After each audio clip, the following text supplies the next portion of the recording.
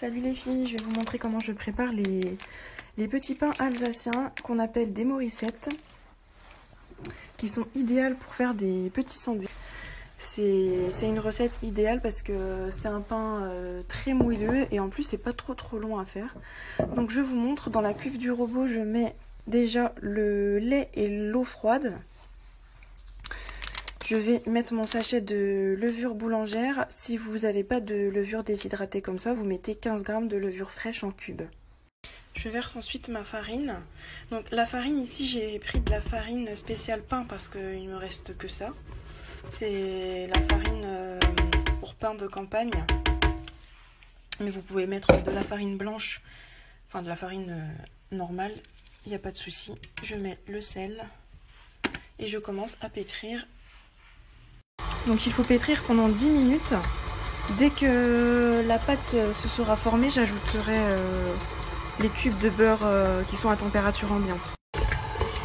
Voilà, ma pâte s'est formée, donc je mets mes morceaux de beurre.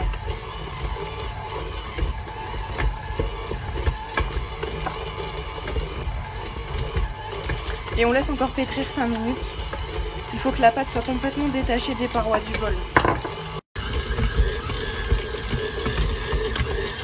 Donc je viens de l'arrêter. La pâte elle est nickel, le bol il est limite propre. Elle est bien souple, elle colle un tout petit peu mais vraiment pas grand chose. Donc je vais la laisser dans le bol, je vais couvrir d'un linge et je vais laisser reposer donc normalement 30 minutes.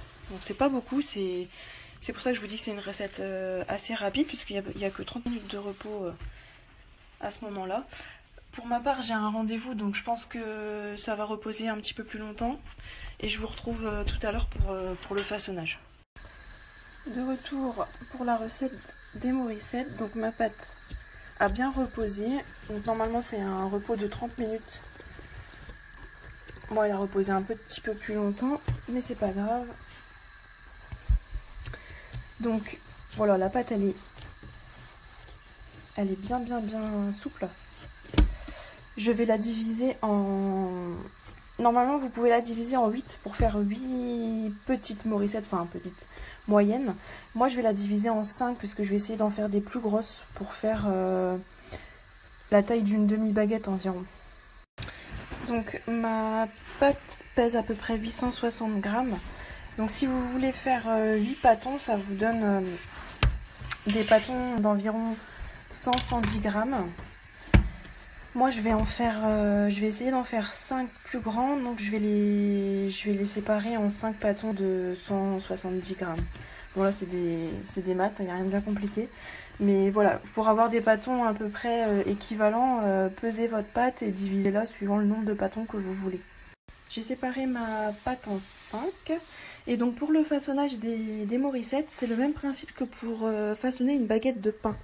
Donc là, j'ai les étapes en photo qui sont très bien représentées dans le Larousse du pain. C'est un livre que je vous ai déjà partagé, dont je me base beaucoup pour tout ce qui est recettes de boulangerie. Donc je vais vous montrer, mais si vous voulez screener cette page parce qu'elle est vraiment bien expliquée.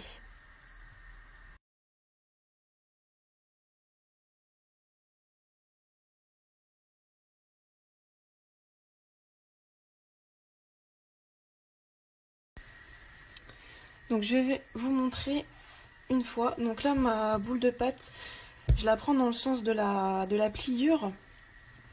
J'étale avec la paume de ma main.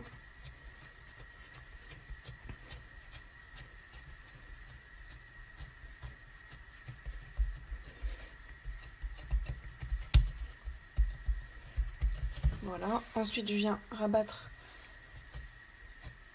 de moitié. J'appuie bien avec la paume de ma main. Je retourne. Je refais la même chose. Je rabatte de moitié.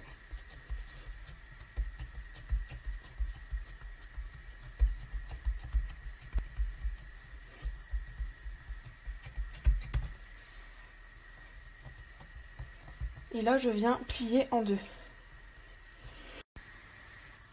Alors une fois que j'ai plié en deux, je viens encore avec la paume de ma main bien souder les bords. Et là, avec mes deux mains, je vais rouler le pâton. Donc vous appuyez légèrement sur les bords. Après, c'est suivant la taille que vous voulez. Normalement, les morissettes, je les fais un peu plus petites. Elles sont pas aussi grandes.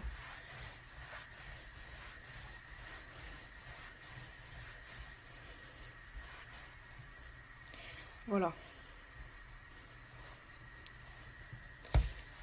Je vais la mesurer, je vais aller chercher une règle pour mesurer, pour vous donner un peu une idée. Mais le pâton final doit être comme ça. Donc il faut imaginer que ça va vraiment bien gonfler à la cuisson. Et la soudure doit être en dessous. Voilà. Donc je la mets de côté, je vais en faire une autre. Donc j'en fais une deuxième pour remontrer encore une fois. Donc là, elle fait 20 cm de long. Mais bon, ça va me donner des grands pains, comme je vous ai expliqué, c'est pour faire des grands sandwichs. Mais vous pouvez les faire plus petites. Hop.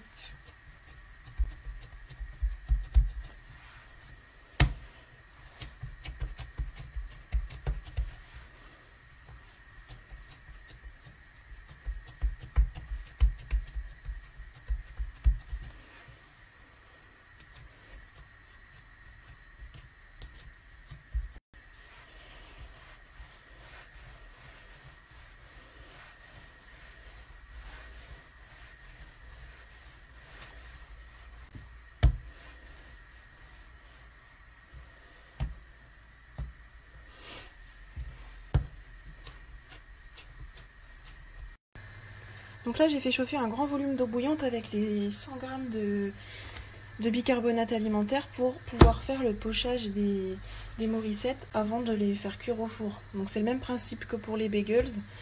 Il faut les pocher et là, ça va permettre d'avoir la belle couleur dorée des morissettes après la cuisson. Donc vous les plongez dedans, en général il faut vraiment quelques secondes, ça remonte aussitôt à la surface.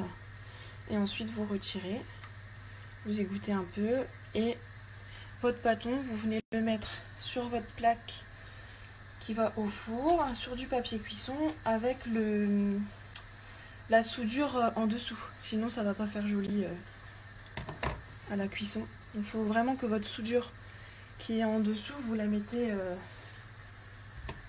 bien du côté du... Donc dernière étape, je viens faire des incisions dans la longueur du pain, comme ça. Vous prenez vraiment un couteau qui coupe bien. Je vais mettre des graines dessus. Donc c'est facultatif, vous mettez ce que vous voulez. J'aime bien... ça tient pas énormément parce que ça va tomber un peu à la cuisson, mais il y en a quand même quelques-unes qui vont rester. Je mets du pavot et des graines de sésame, et vous pouvez ne rien mettre du tout.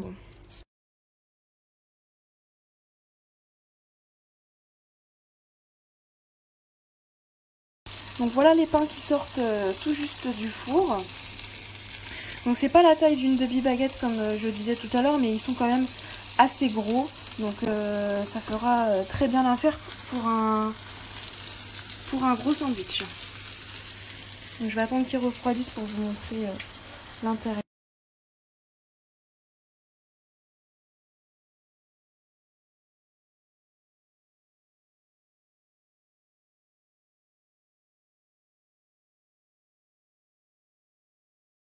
Donc mes petits sandwichs sont prêts. Je suis hyper en retard, du coup je vous ai pas montré, mais c'est basique, c'est salade poulet, cornichons, tomates.